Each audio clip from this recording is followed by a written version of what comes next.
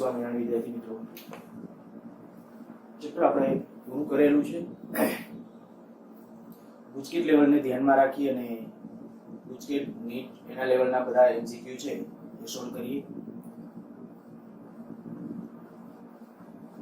MCQ માટે આપણે છે ઓલરેડી 3-4 લેક્ચરો કંઈક લઈ લીધા છે. લેન્ઝનો નિયમ, પ્રેરિત ઈએમએફ, ગતિ કે ઈએમએફ રિલેટેડ 2-3 લેક્ચરો, ઇન્ડ્યુસ ઇલેક્ટ્રિક ફિલ્ડ આની ચર્ચા કરી ગયા છે.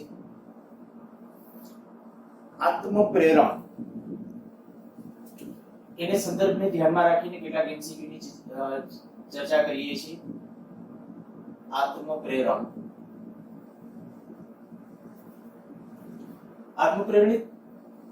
એના કિસ્સા માટે આપણે આત્મપ્રેરકત્વ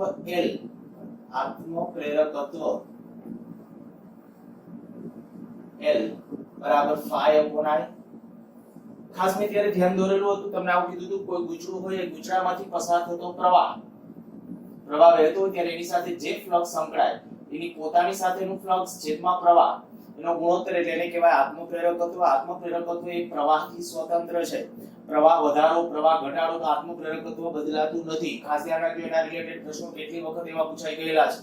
તમે એમ કે કોઈ ઇન્ડક્ટર છે, ઇન્ડક્ટરમાંથી પસાર થતા પ્રવાહનું મૂલ્ય બમણું કરવામાં આવે તેનું નવું આત્મપ્રેરકત્વ બદલાતું નથી.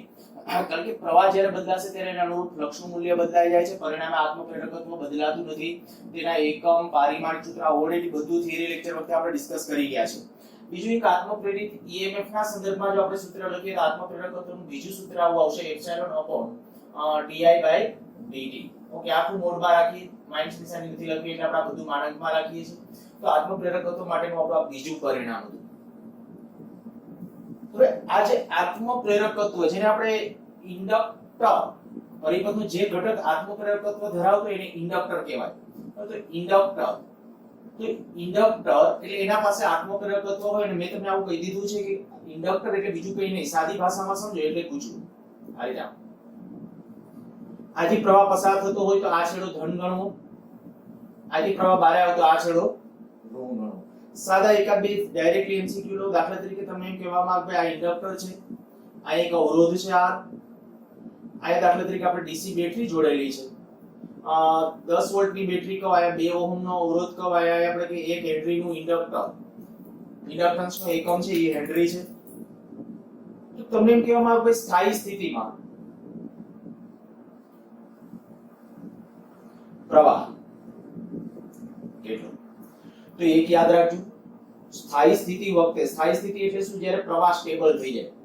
શરૂઆતમાં માની લો કે એક કળ છે ને એકાએક જો કળ ચાલુ કરવામાં આવે ને તો આમાં ફ્લક્સમાં ફેરફાર થાય અને આમાં પ્રેરિત ઈએમએફ ઉત્પન્ન થશે અને આમાં જો પ્રેરિત ઈએમએફ ઉત્પન્ન થાય તો પ્રારંભમાં પ્રવાહ છે મેક્સિમમ ન હોય, ધીમે ધીમે ફ્લક્ચ્યુએટ થતા આ ખરેખર આના પછીના ચેપ્ટરની અંદર બહુ ડિટેલમાં પાછું હું તમને ભણાવડાવીશ ત્યારે પાછું આ કહીશ. આને છે ને આરએલ સર્કિટ કહેશું આપણે, પણ એસી સાથેની આરએલ સર્કિટ. કારણ કે એસી પ્રવાહ હોય ને તો એ વધઘટ થતો હોય ત્યારે શું થાય એ વસ્તુ જોશું.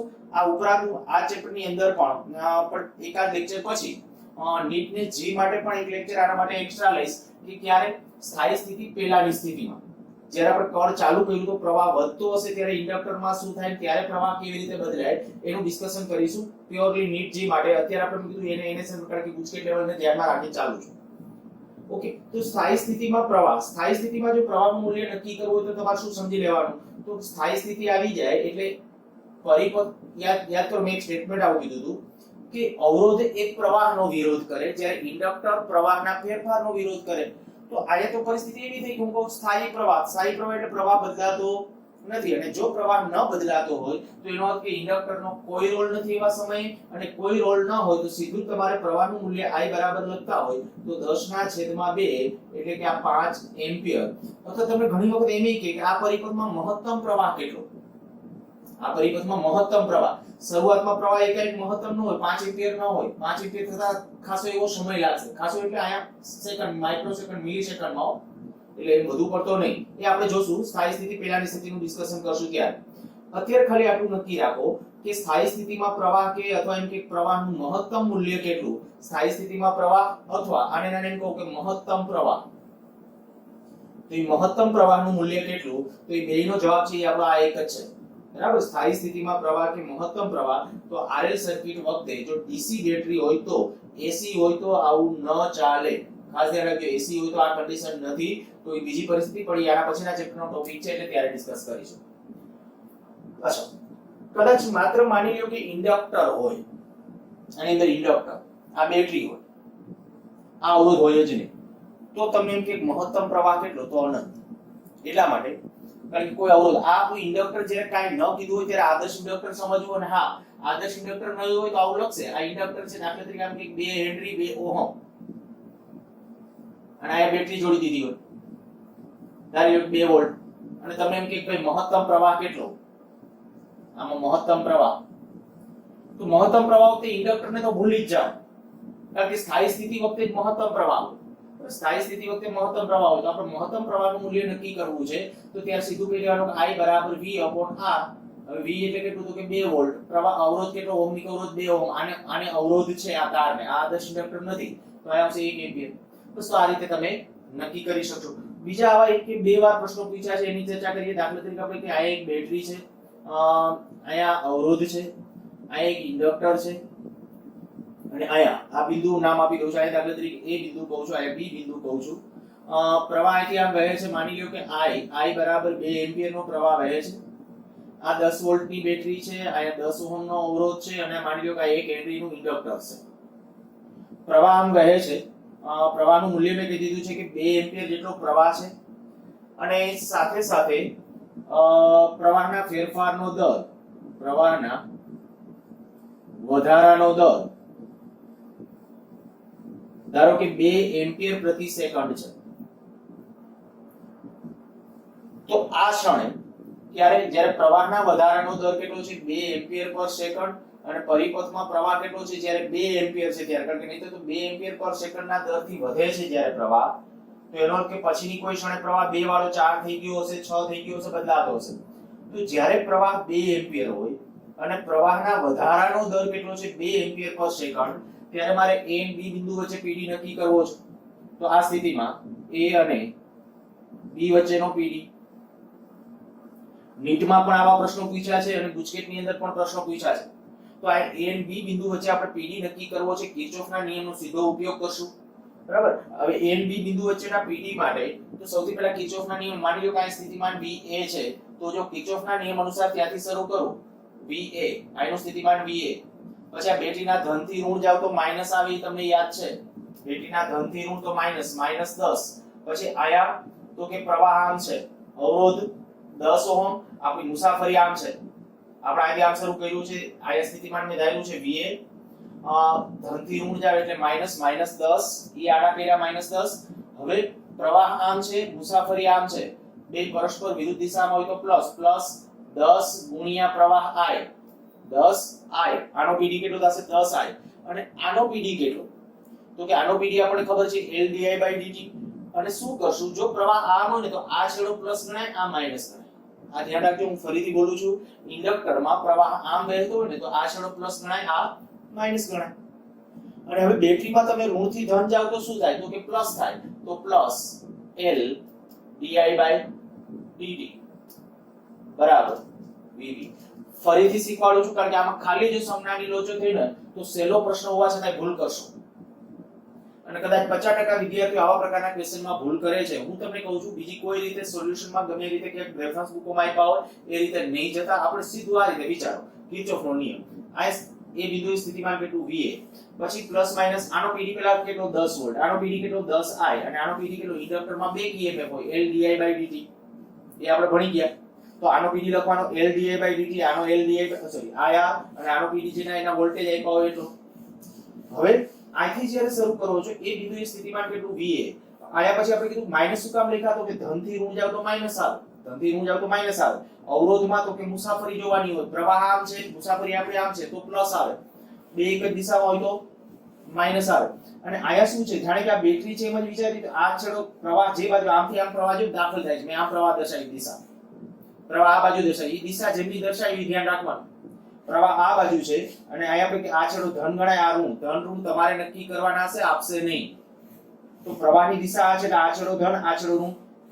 ઓકે, તો ઋણથી ધન જાઓ તો પ્લસ આવે તો પ્લસ L di/dt બરાબર VB અને જો આ પ્રમાણે હવે ઉપયોગ કરીએ તો અહીંયા કહો આ VA માઈનસ અહીંયા 10 એમનામ જ પ્લસ 10 પ્રવાહ કેટલા એમ્પિયર હતો 2 એમ્પિયર પ્લસ L ઇન્ડક્ટન્સ કેટલા હેનરી આપ્યું 1 હેનરી અને di/dt વધવાનો દર છે એટલે પ્લસ માની લો કે અહીંયા ઘટાડાનો દર કીધું હોય ઘટાડાનો દર તો આ માઈનસ લખો ધ્યાન રાખજો ઘટાડાનો દર આપત રકમની અંદર તો મારે di/dt એ માઈનસ કરવું પડે આ આપણું પ્લસ 2 એમ્પિયર પર સેકન્ડ બરાબર VB કેટલું થશે આ 20 આ માઈનસ 10 20 ને 2 22 22 માંથી 10 બાદ કરો એટલે 12 તો આવું થશે VA VB બરાબર -12 વોલ્ટ હવે તમને PD મેળવવાનો કીધો તો જો આમ કીધું હોત PD કીધું એટલે 12 વોલ્ટ કહેવાય PD કીધું છે એટલે 12 વોલ્ટ કહેવાય પણ આમ VA VB મેળવવાનું કીધું તો ફરજિયાત -12 લખવું પડે હા VB VA કીધું તો પાછું +12 આવશે VB VA બરાબર +12 વોલ્ટ તો આ રીતે જે પ્રશ્નો છે એ આપણે ધ્યાનમાં રાખશું નેક્સ્ટ એકાદો ખાલી ઘટાડો થતો હોય એવા પ્રકારે કંઈક આપીએ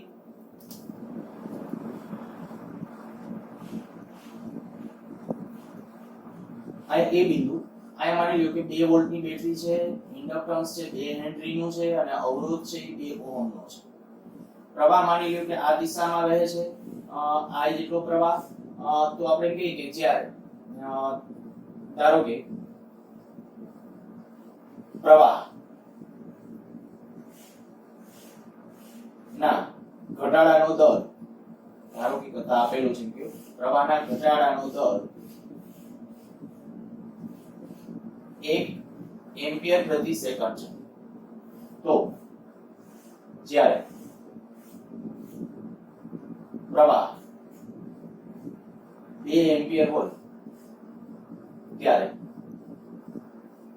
VA VB કેટલું થશે ક્વેશ્ચન આપણો તો પહેલા આપણે કીધું તે પ્રમાણે પહેલા તો એ જ રીતે લખી નાખો ચાલો અહીંથી શરૂ કરો છો આનો PD કેટલો 2 વોલ્ટ આનો PD કેટલો L di/dt આનો PD કેટલો I R આમાં આ છેડો પ્લસ ગણશું આ માઈનસ કારણ કે પ્રવાહ અહીંથી એન્ટર થાય છે તો આ પ્લસ આ માઈનસ બરાબર અહીંયા આપણે એ રીતે લખતા જાવ ચાલો તો એ બિંદુ પાસેનું સ્થિતિમાન VA અહીંયા ઋણથી ધન જાવ છો તો પ્લસ 2 ઋણથી ધન એટલે પ્લસ ધનથી ઋણ એટલે માઈનસ L di/dt સમજો બરાબર શું લખ્યું છે ધનથી ઋણ તો માઈનસ એટલે -L di/dt અને આ ધન ઋણ તમારે નક્કી કરવાનું છે કેમ તો કે પ્રવાહની દિશા ઉપરથી પ્રવાહ આમ જતો હોય આ છેડો ધન આ છેડો ઋણ અને અહીંયા પ્રવાહની મુસાફરી એક મુસાફરી આપણે આમ છે પ્રવાહી આમ જ છે તો -2I બરાબર VB આ છેડે આવો એટલે B બિંદુ અહીંયા પૂરું કરી નાખવાનું તો VA અહીંયા +2 -L ઇન્ડક્ટન્સ કેટલું આપ્યું છે ઇન્ડક્ટન્સ 2 હેનરી અને પ્રવાહના ઘટાડાનો દર છે તો di/dt બરાબર લખશો -2 અને જો -1 એમ્પિયર પર સેકન્ડ તો ત્યાં લખીએ -1 -2 અને I બરાબર કેટલું હતું I બરાબર છે 2 એમ્પિયર બરાબર VB કેટલું થશે VA આ થઈ જશે +2 તો +4 એટલે VA VB બરાબર 0 સારું તો આવા પ્રકારના પ્રશ્નો છે તમને આવડતા હોવા જોઈએ બરાબર પછી કહીએ કે ભાઈ ઇન્ડક્ટરમાં સંગ્રહિત ઊર્જા માટે અચ્છા એની પહેલા લઈ જાવ ઇન્ડક્ટરમાં સંગ્રહિત ઊર્જા તો ઇન્ડક્ટરમાં સંગ્રહિત ઊર્જા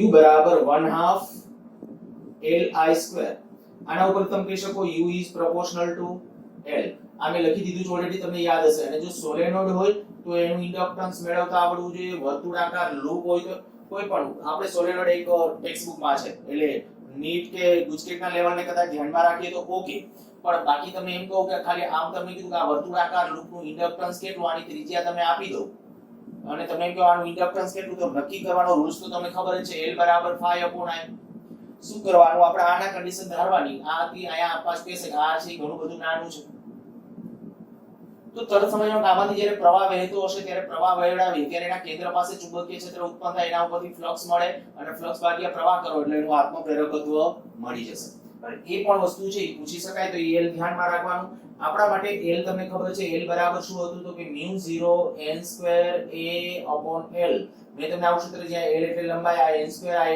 μ0 એટલે માધ્યમ ઉપર પણ કેવી રીતે આધારિત છે એનું ડિસ્કશન પણ આપણે ત્યારે કરી ગયા હતા બીજું, જ્યારે કોઈ પરિપથ આપણે ડ્રો કરીએ,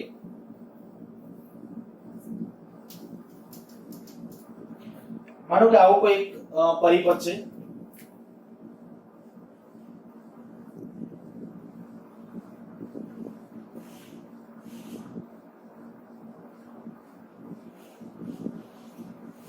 દસ વોલ્ટની બેટરી, 2 ઓહમ, 2 હેનરી, અને તમે એમ કહેવામાં આવે કે આ ઇન્ડક્ટરમાં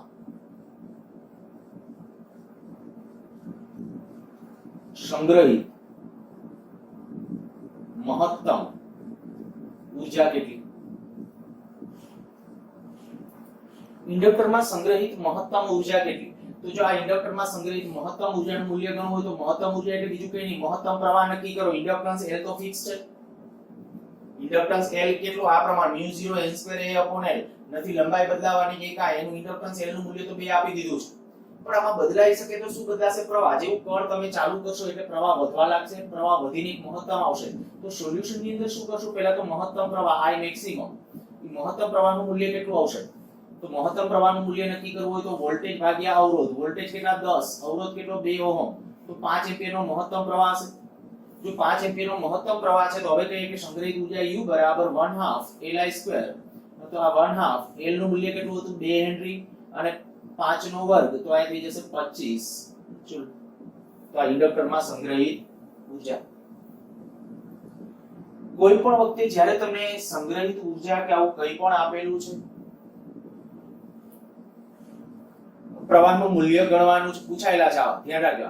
આમાં કદાચ પ્રવાહ I ને સૂત્રનો કરતા બનાવો તો U ના સંદર્ભ સંગ્રહિત ઊર્જા તમને આપી દીધી U, ઇન્ડક્ટન્સ L આપી દે તો કે પરિપથમાંથી કેટલો પ્રવાહ પસાર થતો હશે તો I નું મૂલ્ય ગણવું તો કંઈક √ માં આવશે, √2U/L કંઈક આવું મૂલ્ય મળશે. તો એવા કેલ્ક્યુલેશનો માટે પણ છે એ આ પ્રકારનું ધ્યાન રાખવું. આ બધા ગુજકેટ લેવલના પ્રશ્નો માટેની વાત છે. જો આવી રીતે આમ કીધું હોય, દાખલા તરીકે આ એક ઇન્ડક્ટર, એમાં 2 હેનરી ઇન્ડક્ટન્સ છે, 2 ઓહમનો અવરોધ છે, માની લો કે એને 10 વોલ્ટની બેટરી સાથે જોડેલ છે, 10 વોલ્ટ. હવે તમે એમ કે આની અંદર એક સળિયો દાખલ કરવામાં આવે છે ઇન્ડક્ટરની વચ્ચે.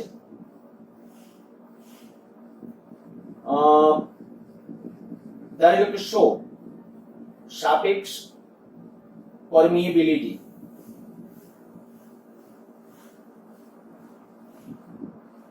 ધરાવતો સળિયો, વાહક સળિયો દાખલ કરવામાં આવે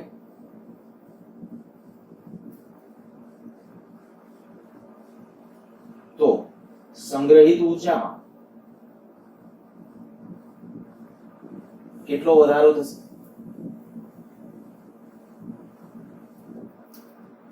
હવે આપણને ખ્યાલ છે કે ભાઈ જે સોલેનોઇડ છે એનું ઇન્ડક્ટન્સ કયા પ્રમાણે હોય તો કે μ0 n2a/L. હવે આ μ છે એટલે બધા તમારે આ માધ્યમ લખતો હોય તો આમ લખી શકે ને L is proportional to μ. L is proportional to μ. અર્થાત કે આપણે કહીએ તો આ અમારે આમ લખો તો એમ લખાય કે L is proportional to μr μ0. હવે પહેલા જે કન્ડિશન છે, પહેલા આપણે કહીએ કે ભાઈ કાંઈ નહોતું, શૂન્યાવકાશ હતો. તો શૂન્યાવકાશ હોય એટલે μr સાપેક્ષ પરમિએબિલિટી નું મૂલ્ય 1 થાય. શૂન્યાવકાશ માટે સાપેક્ષ પરમિએબિલિટી, કારણ કે સાપેક્ષ પરમિએબિલિટી μr બરાબર શું થાય? μ/μ0. આ શૂન્યાવકાશ ની લખો એટલે આ કેન્સલ થઈ જાય, એટલે પરિણામે સાપેક્ષ પરમિએબિલિટી શૂન્યાવકાશ માટે 1 થાય. બીજું કોઈ માધ્યમ છે તો એની માધ્યમની આ પરમિએબિલિટી આપેલી છે તો L જેટલા ગણું થશે એને અનુરૂપ. હવે મારે એમ કહેવું કે ભાઈ સળિયો દાખલ કરવામાં સંગ્રહિત ઊર્જામાં કેટલો વધારો થશે, ઘટાડો થશે? તો હું એમ કહું કે વધારો, સંગ્રહિત ઊર્જામાં વધારો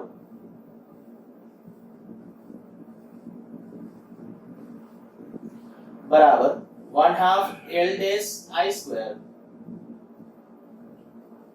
અચ્છા, પ્રવાહ બદલાશે પેલા કરતા કાંઈ?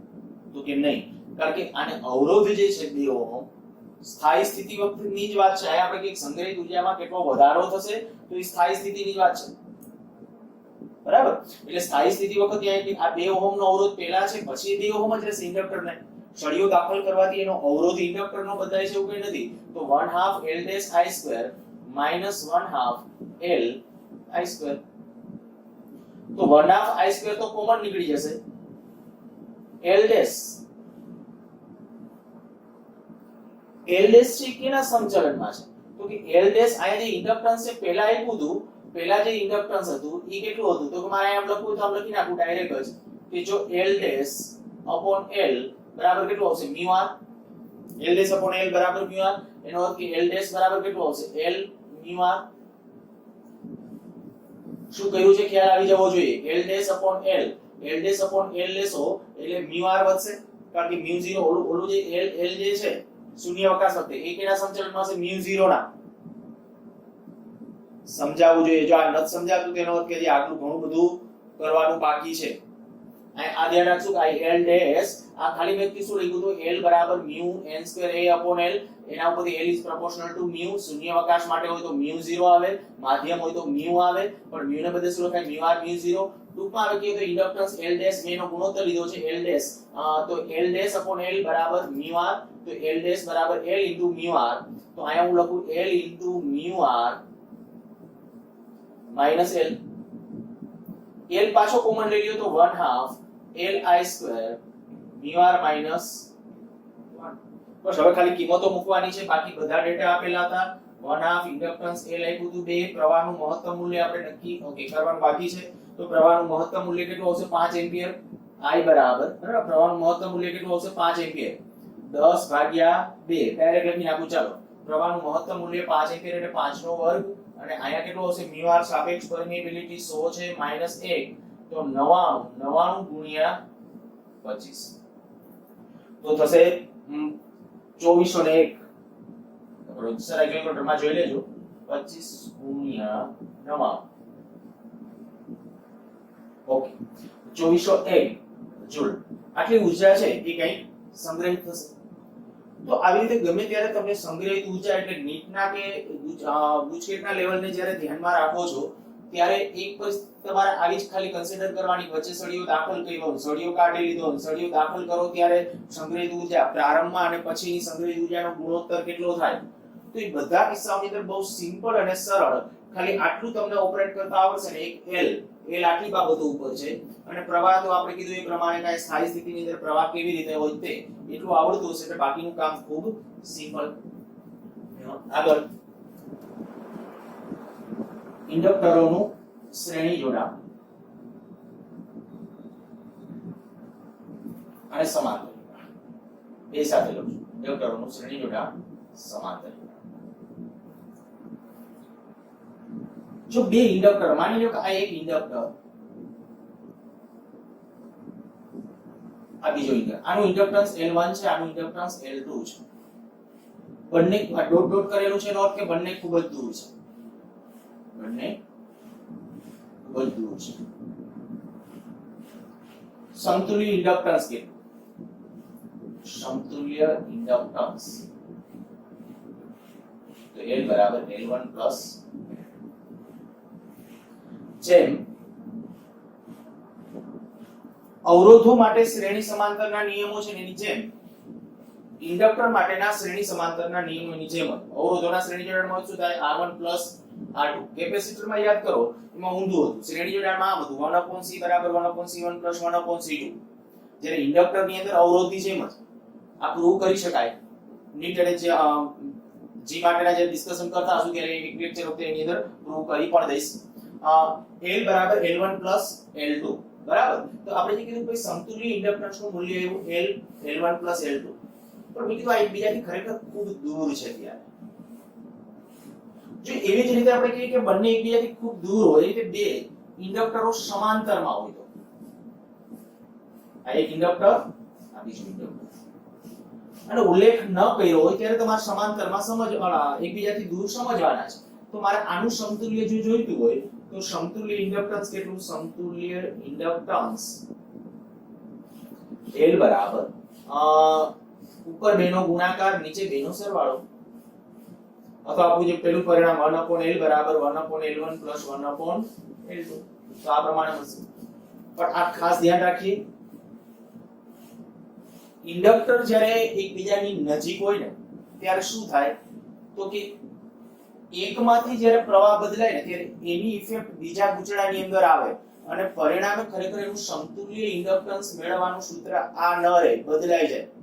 પણ હું તમને કીધું ગુજકેટ માટે તો પ્યોરલી બરાબર. જ્યારે તમને શ્રેણી જોડાણ કે તો શ્રેણી જોડાણ માટે L બરાબર L1 L2, સમાંતર જોડાણ માટે કે તો સમાંતર જોડાણ માટે કે એટલે L બરાબર L1 L2 L1 L2. કારણ કે બંને ઇન્ડક્ટરો છે એકબીજાથી ખૂબ દૂર છે એવી સ્થિતિ ધારીને ભલે તમને પરિપથમાં કદાચ નજીક બતાવેલા હોય પણ તમે એક શ્રેણીમાં જોડેલા છે સમતુલ્ય ઇન્ડક્ટન્સ કેટલું, સમાંતરમાં જોડેલા છે તો સમતુલ્ય, તો તમારે આ સૂત્રો એપ્લાય કરીને ગણી દેવાના છે. પણ રિયલમાં જ્યારે આપણે કહીએ કે માની લો આવી કન્ડિશન છે કે આ એક ઇન્ડક્ટર, આ બીજું એક ઇન્ડક્ટર બે શ્રેણીમાં જોડેલા છે, એને કોઈ એક ચોક્કસ બેટરી સાથે જોડેલા છે. હવે આનું ઇન્ડક્ટન્સ મારે નક્કી કરવું હોય ને જો એકબીજાની નજીક હોય શું થાય, આમાંથી જ્યારે પ્રવાહ એક કળ રાખેલી હોય માની લ્યો ને પ્રવાહ વહેવાનું ચાલુ થાય, જ્યારે પ્રવાહ વહેવાનું ચાલુ થાય કળ ચાલુ કરો ત્યાંની વાત છે. જેવો પ્રવાહ ચાલુ થશે એટલે આમાંથી પ્રવાહનો પસાર થાય ને પ્રવાહનો વધારો ઘટાડો થવાનો છે અને આમાં એનું કંઈક ફ્લક્સ સંકળાશે, પરિણામે વધારાનું પ્રેરિત EMF આમાં ઉત્પન્ન થશે. અને ઇન્ડક્ટન્સ શું છે, ખરેખર ઇન્ડક્ટન્સ શું દર્શાવે તો કે ફેરફારનો વિરોધ કરવાની માત્રા ઇન્ડક્ટન્સ. તો આયા જ્યારે મારે સમતુલ્ય ઇન્ડક્ટન્સ નક્કી કરવું હોય ને તો સમતુલ્ય ઇન્ડક્ટન્સ નું સૂત્ર છે L બરાબર L1 L2 2m, જ્યાં m એટલે મ્યુચ્યુઅલ ઇન્ડક્ટન્સ, જ્યાં m અન્યોન્ય પ્રેરણ જેને કહેવાય તો k √L1 L2 જેટલું હોય અને જ્યાં k 0 laser equal to k laser equal to 1. k નું મૂલ્ય છે ને એ 0 અને 1 ની વચ્ચે હોય. આ શ્રેણી જોડાણ માટે જેની અંદર લગભગ પૂછેલો છે કે ક્વેશ્ચન એકાદ વખત, વધારાના ક્વેશ્ચન આવતા નથી પણ છતાં બહુ સિમ્પલ છે એટલે મેં સૂત્ર લખી દીધું છે L બરાબર L1 L2 ±2m. m એટલે મ્યુચ્યુઅલ ઇન્ડક્ટન્સ અને મ્યુચ્યુઅલ ઇન્ડક્ટન્સ એટલે આપણે ખબર છે એક ગૂંચળામાંથી પ્રવાહ પસાર થતો હોય અને બીજા ગૂંચળાનું ફ્લક્સ એનો ગુણોત્તર એટલે મ્યુચ્યુઅલ ઇન્ડક્ટન્સ. પણ એના બરાબર આ એક મેં વસ્તુ સાબિત કરી છે m બરાબર k √L1 L2. ક્યાંથી આવ્યું એના ડિસ્કશનમાં નહીં જઈએ તો m બરાબર k √L1 L2. પણ અહીંયા k પાછો શું તો કે k છે ને જેને આપણે કહેવાય ને કે કપલિંગ, બે વચ્ચેનું જે જોડાણ થાય છે ને એને કપલિંગ અચળાંક કહેવાય. જ્યાં આને k એટલે કપલિંગ અચળાંક, કપલિંગ એટલે એને જોડાણનો અચળાંક. ઓકે આમ જ લખી નાખ ચલો કપલિંગ અચળાંક. બીજી રીતે તમને સમજાવું કે આયા માની લ્યો કે આ બે ગૂંચળા, આ એક ગૂંચળું, આમાંથી દાખલા તરીકે હું પ્રવાહ પસાર કરવાનો છું, બીજું ગૂંચળું આ રીતે આમ છે એના ઉપર, તો k = 1. હવે આ બે ગૂંચળા શ્રેણીમાં જોડાઓ, કદાચ હોઈ શકે આ બે નામ કનેક્શન આપી દો, અહીંથી પ્રવાહ દાખલ થઈ પ્રવાહ અહીં જઈ એની આમ થતો તો બે ઇન્ડક્ટર જો શ્રેણીમાં થઈ ગયા કે પણ એનો k1 થાય. હું ફરીથી બોલું છું આનો k શું કામ 1 તો કે એક ગૂંચળામાં તમે જ્યારે પ્રવાહ પસાર કરશો ને ત્યારે એમાં જે ફ્લક્સ ઉત્પન્ન થશે ને બધું ફ્લક્સ બીજા ગૂંચળારે સંકળાશે, બીજા ગૂંચળારે બધું ફ્લક્સ સંકળાશે તો k = 1 લખું. પણ માની લ્યો કે આવું હોય, આ એક ગૂંચળું, આ બાજુમાં બીજું ગૂંચળું છે બરાબર, એક ગૂંચળું આ છે બીજું ગૂંચળું આ છે, તો આના માટે જ્યારે તમે k લખશો તો ત્યારે k બરાબર શું કહેશો k < 1 અને > 0, એક કરતા મોટો. અહીં આપણે આ માની લ્યો કે આ પહેલું ગૂંચળું, આ પહેલા ગૂંચળાને ચાલો બ્લેક વડે કરું છું બરાબર, આ પહેલું, આ બીજું ગૂંચળું, આમાં આ પહેલું, આ બીજું, આમાં આ પહેલું, આ બીજું. તો આનો જે કપ પછી વચ્ચે ભલે કદાચ માધ્યમ હોય, આને વિચારેલું હોય કોઈ ગર્ભભાગ ઉપર વિચારેલું હોય એવું બની શકે, પણ આયા k1 લેવાનો, k 1 કરતા નાનો લેવાનો એટલા માટે કે આમાંથી જ્યારે પ્રવાહ પસાર કરો ને ત્યારે જે ચુંબકીય ક્ષેત્ર ઉત્પન્ન થશે બધું ચુંબકીય ક્ષેત્ર આની હારે ન સંકળાય, જેને કપલિંગ ગેપ કહેવાય. બે વચ્ચે ગેપ છે, એ કપલિંગ ગેપને કારણે આયા જે ફ્લક્સ હશે બધું ફ્લક્સ આની સાથે સંકળાતું હોતું નથી એટલે k < 1 આવશે. અને માની લ્યો કે આવી કોઈ કન્ડિશન છે કે આ એક પહેલું ગૂંચળું અને બીજું ગૂંચળું છે ને આવી રીતે આમ છે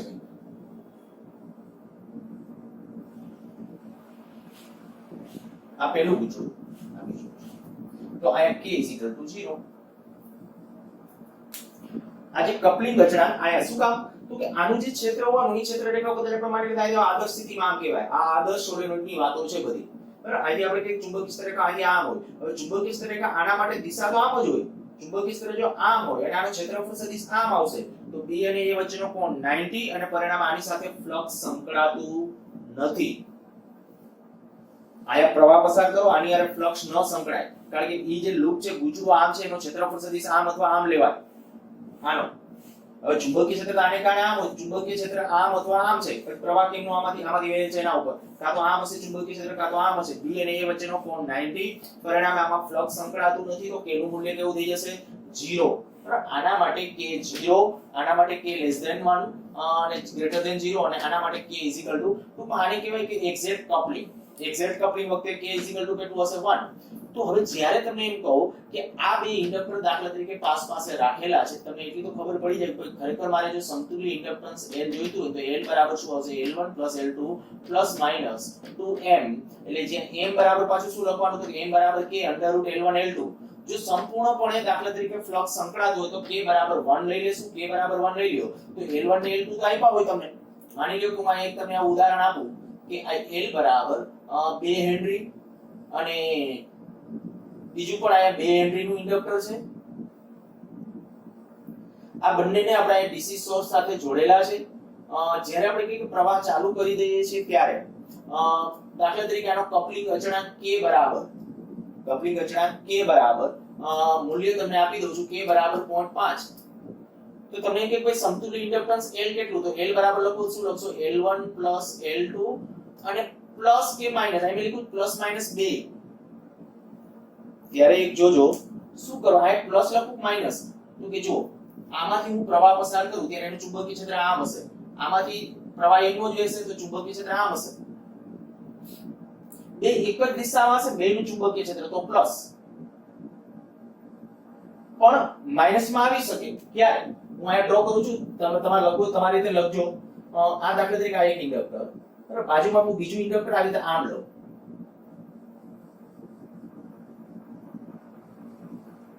આ બે વચ્ચે તમે સંતુલન મેળવવાનું હવે વિચારો જોઈએ કે આમાંથી હું પ્રવાહ પસાર જો આ બેનું કનેક્શન તો સિરીઝ જ કહેવાય કારણ કે પ્રવાહથી આમ જે પ્રવાહને વહેવા માટે એક જ માર્ગ છે તો શ્રેણી જોડાણ જ કહેશું પણ અહીંથી જ્યારે પ્રવાહ જાય છે અહીંથી આમ પ્રવાહ જતો હશે ત્યારે એ વખતે આને પરિણામે જે ચુંબકીય ક્ષેત્ર હશે આમ હશે તો આનું આમ હશે ત્યારે અહીંયા શું લખવાનું માઈનસ જાજી એમાં બહુ પિનિયન નથી કરતો કારણ કે વધુ પડતું નથી પૂછાતું એટલે પણ પ્લસ માઈનસ ક્યારે લખવું એ તમને ચિત્ર ક્લિયર હોવું જોઈએ તમે નીટ અને જી વાળા બાળકો તો ખાસ નોંધ કરી લખી જ નાખજો પ્લસ ક્યારે લેવાનું તો કે આનું નાનું ચુંબકીય ક્ષેત્ર એક જ દિશામાં હોય તો પ્લસ લેવાનું છે બેનું જે ચુંબકીય ક્ષેત્ર આવી રીતે આમ વિરુદ્ધ આવે તો માઈનસ લેવાનું છે બરાબર હવે આ 2 ની વાત થઈ ગઈ 2 તો એમનેમ પણ એમ મ્યુચ્યુઅલ ઇન્ડક્ટન્સ નો જે m છે m બરાબર શું લખવાનું k √L1 L2 તો હવે આપણા પાસે અહીં સૂત્ર અહીં ચુંબકીય ક્ષેત્ર આનું આમ હશે આનું આમ જ હશે અને અહીં સુધી જશે +2 m ને બદલે શું લખશો તો m ને બદલે k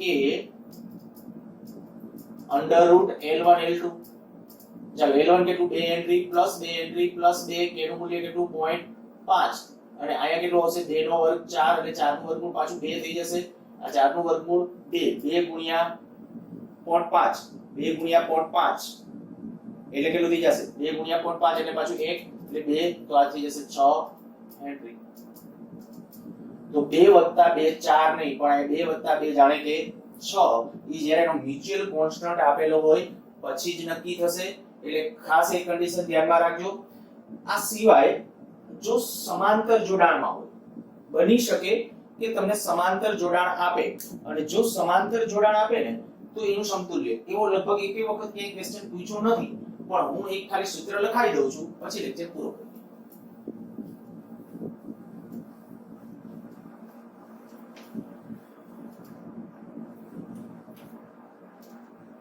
સમાંતર જોડાણ હોય અને મ્યુચ્યુઅલ ઇન્ડક્ટન્સ હોય તો સમતુલ્ય ઇન્ડક્ટન્સ L બરાબર L1 L2 L1 + L2 આવું હતું તો આયા તો આની જેમ જ પ્લસ માઈનસ 2m અને આ માઈનસ m2 બસ બાકી m બરાબર જે હતું એ m નમ જ બીજો કોઈ ચેન્જ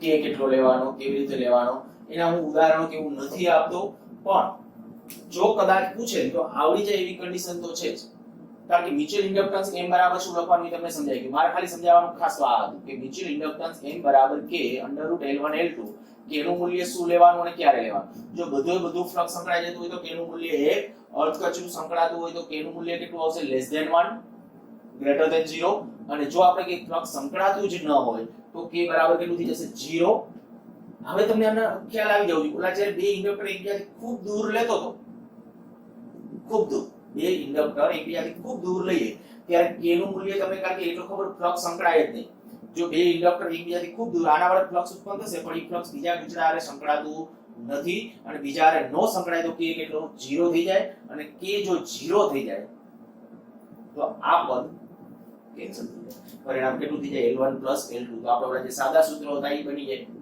તો અહીંયા આપણે કહી શકીએ કે k નું મૂલ્ય 0 થઈ જાય એટલે આ પદ કેન્સલ આઉટ થઈ જાય એટલે આપણું જે સાદું સૂત્ર હતું એ બની જશે તો આ થઈ ગઈ એના માટે સમાંતર જોડાણ માટેની વાત આને તો બહુ ફોકસમાં નહીં રાખતા કદાચ એક જરૂર પડે તો શ્રેણી જોડાણ માટે જરૂર પડી શકે નહીં આવડતા હોય ગુજકેટ વાળા હોય તો પણ સૂત્રો ધ્યાન રાખો એ વધુ ઈચ્છનીય છે બાકી મેં કીધું મોસ્ટલી ગુજકેટમાં જે પ્રશ્ન પૂછે એની અંદર સમાંતર જોડાણ હોય તો ખાલી આટલું જ હશે L1 L2 L1 L2 અને શ્રેણી જોડાણ હશે તો L1 L2 બધું આવતા રહેશે